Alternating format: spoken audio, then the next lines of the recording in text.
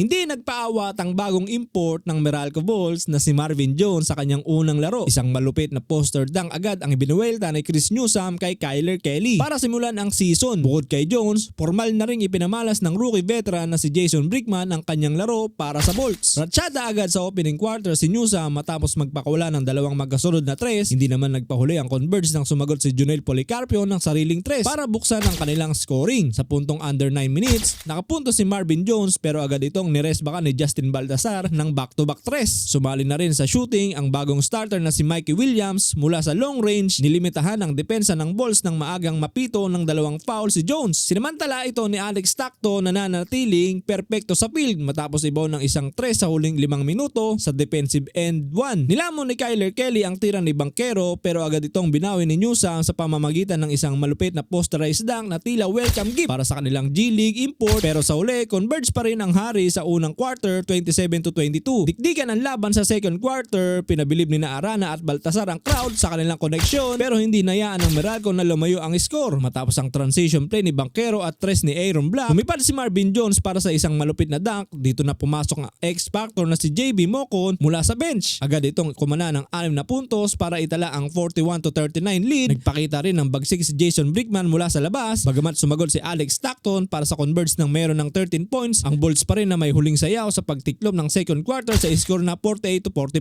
Binuksan ng Meralco Bulls ang ikatlong yugto sa pamamagitan ng agresibong laro ni Marvin Jones laban kay Kyler Kelly na kung saan nakakuha pa ito ng end one play. Lalong uminit ang tensyon matapos mapatawan ng technical foul si Cliff Hodge dahil sa naging reaksyon sa tila pag-arte ni Alex Stockton. Hindi nagpaawat si Jones na muling kumana ng dunk sa isang crucial na 3-pointer mula sa top of the key. Sinundan pa ito ng alley-oop layup ni CJ Cancino mula kay Chris Newsome dahilan upang lumobo ang lamang ng 13 points, 52-65. Nagpatuloy ang kamalasan ng Fiverr-Xers nang muling magbaon ng 3 si Cancino habang hirap humanap ng puntos ang Converge sa kawalan ni Calvin Abueva at Juan Gomez Del Llano. Umabot sa 20 puntos ang abante ng Bulls bago nagawang tapyasin ni MJ Garcia ang bentahe sa 14-point lead, 79-65. Huli na ang pagpapakitang gilas ni Kyler Kelly. Bagamat nagpakawala ng dalawang dumbuhalang dunk sa huling quarter, hindi ito mubra sa bangis ng Meralco. Pinatahimik ni Chris Newsome ang Converge sa kanyang 3 habang binuhat naman ni CJ Cancino ang kanyang kupunan sa kanyang nakakalulang back-to-back 4-point shot. Magasa 18 points ang lamang matapos ang dakdak ni Marvin Jones dahilan upang tuluyan malugmok ang Fiverr-Xers sa unang laro ng Bolts.